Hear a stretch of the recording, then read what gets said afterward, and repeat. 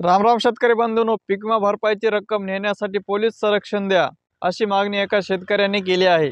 शेतकऱ्याच्या भावनेशी खेळण्याचा धक्कादायक प्रकार समोर आला आहे। शेतकऱ्यांच्या खात्यात चक्क 52 रुपये 99 पैशाचा निधी जमा करून शेतकऱ्याची थट्टा करण्यात आली। याचा शेतकऱ्याने देखील अभिनव पद्धतीने निषेध करून इतकी मोठी भरपाई रक्कम बँकेतून काढून घरी नेताना दरोडा पडण्याची शक्यता पाहता प्रशासनाकडे पोलीस संरक्षणाची मागणी केली आहे। सरकार शेतकऱ्यांच्या पाठीशी असल्याचा दावा सातत्याने सरकारकडून करण्यात येत आहे।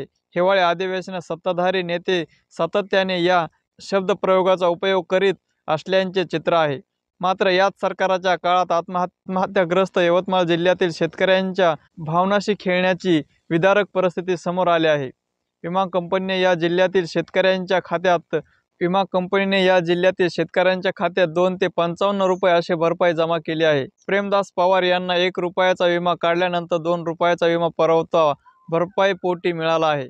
1 रुपयाच्या विम्यावर 1 रुपया व्याज परत केले असावे अशी भावना त्यांनी व्यक्त केली आहे।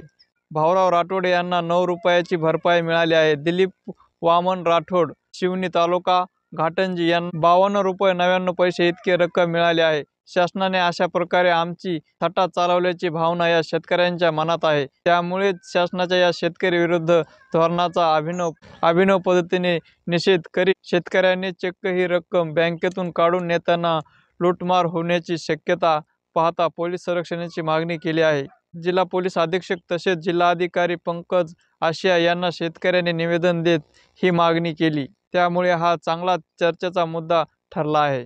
1000 रुपयापेक्षा कमी भरपाई देणार नाही असा या सरकारचा दावा किती पोकळ आहे हे यवतमाळमधील विमा भरपाईवरून स्पष्ट होते। आत्महत्याग्रस्त यवतमाळ जिल्ह्यातील विमा कंपनी कृषी विभागाची यंत्रणा अशा कोणावरच सरकारचे नियंत्रण नाही। 2 ते 55 रुपयाची भरपाई दिलीच कशी जाते? यवतमाळच्या कृषी विभागाने अशा वेळी हस्तक्षेप का केला नाही?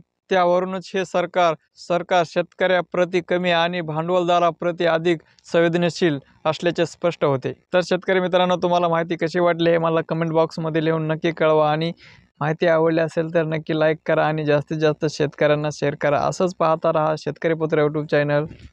धन्यवाद।